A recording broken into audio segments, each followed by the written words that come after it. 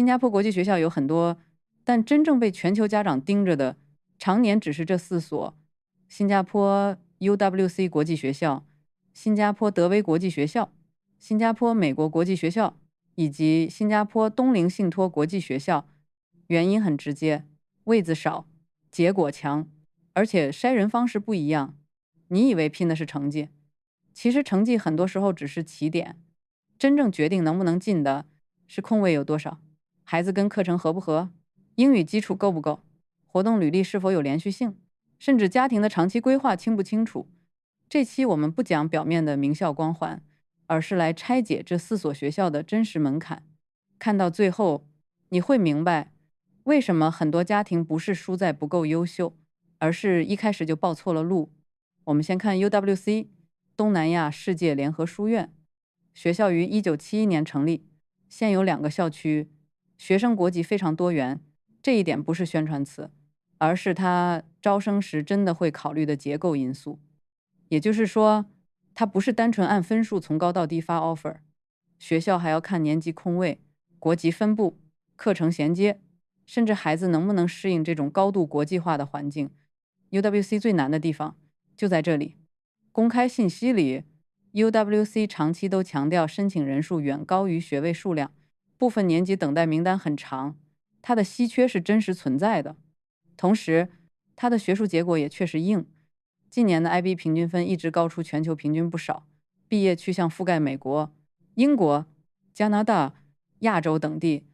它的强不只是分数高，而是学生整体表达、合作、写作、社区参与都很成熟。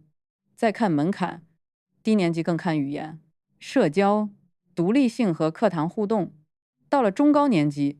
英语要求明显提高，写作、阅读、讨论能力都会被看得很细。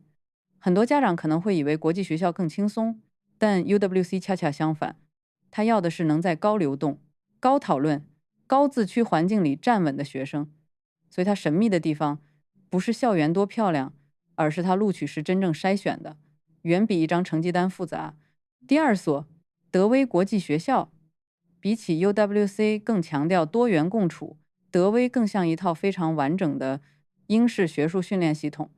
新加坡德威2014年建校，但它背后的母体是伦敦的 Dulwich College， 历史可以追到1619年。这种传承直接体现在了课程节奏、写作要求、阅读深度，还有学生的表达方式上。德威近年的 IB 成绩一直很强，平均分稳定高于全球平均，40分以上的比例也很可观。大学去向覆盖牛剑、芝加哥大学、NUS 这些学校，他升学表现稳，是因为他很早就在训练学术写作、逻辑表达、时间管理和独立阅读。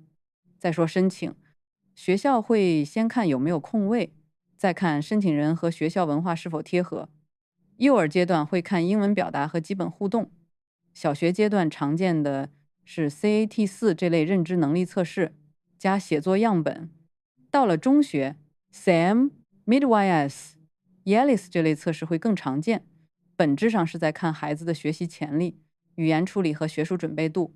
申请6年级以上，写作能力尤其关键。如果你的目标是英国方向，或者孩子本身就适合结构清晰、要求严格的环境，德威会是非常强的一类选择。但如果孩子更依赖外部推动，或者英文写作底子比较薄，进去了也未必轻松。家长需要根据孩子的实际情况来做选择。第3所新加坡美国学校 SAS， 它在新加坡国际教育版图里很特别，因为它走的是纯粹的美式路径。学校创立于1956年，课程体系、活动设计、大学申请支持基本都围绕美国大学的评估逻辑运转。很多家长一提美国方向，会先看有没有 IB。SAS 反而不是，它的核心是 AP。学校课程上有大量 AP 选择，活动上社团、体育、艺术、服务项目都很丰富，升学辅导也成熟。美国大学看重的不是某一次统考爆发，而是4年里你怎么持续投入，怎么写作，怎么展示领导力和兴趣深度。SAS 的优势就在于它把这些能力提前嵌进了日常学校生活。申请门槛也很现实，低年级会看语言、社交和课堂适应，小学到中学通常要做校内评估，重点看听说读写和学业基础。到了高中阶段，学校会更认真的看学术英语写作、阅读分析，还有你能不能承受 AP 课程的强度。很多家长会把 SASS 理解成藤校直通车，这个说法可以吸引眼球，但不能字面理解。它当然不会保送任何名校，它真正厉害的地方是把美国大学最看重的能力系统化的训练很多年。所以如果家庭目标明确就是美国本科，孩子也适合开放讨论、活动投入度高的环境， SAS 确实会比很多学校更顺手。第4所，东林信托国际学校 Tanglin Trust 学校1925年创立，历史很长，英国背景也非常鲜明，学生国籍多元，但英国家庭比例一直不低，所以整体文化会更偏英式传统。东林这些年最被反复提到的就是 IB 成绩，它长期处在新加坡国际学校的前列，结果非常稳定。稳定这2个字很重要，因为教育里最难做的从来不是某一年冲高，而是持续多年都把结果维持在高位。它的大学去向也很强，英国 G5、美国顶尖大学、亚洲头部学校都有覆盖。再看录取，东林最让很多家长意外的一点是，他不只看孩子，也看家长。小学阶段常见英文写作 CAT4 和面试，中学阶段还会有更系统的学术评估，高中申请则更严格，英语写作、学科能力、面试都会拉进来。家长也要聊，是因为学校想确认家庭是否真正理解这套体系，能不能支持孩子长期走下去。说白了，顶尖国际学校不是单次消费，它是一个持续很多年的教育项目。东林适合这些家庭。第一，目标清晰，知道自己要的是英式底子和 IB 结果。第二，家庭沟通稳定，能长期配合学校节奏。第三，孩子本身愿意接受比较高标准的学术要求。如果只是被名气吸引，或者预算、身份、未来国家方向都还没想清楚，东林未必是最优解。看到这里，你大概已经发现了，所谓最神秘的国际学校，神秘的从来不是它的校门，而是外界对它的误解。很多家长把结果看得太近，只盯着藤校、牛剑、IB 高分，可学校真正看的是更长线的东西，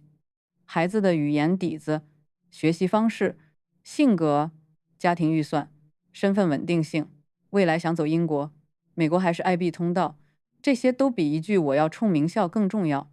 UWC 强在多元和全球流动性，德威强在英式学术训练， SAS 强在美式大学申请路径，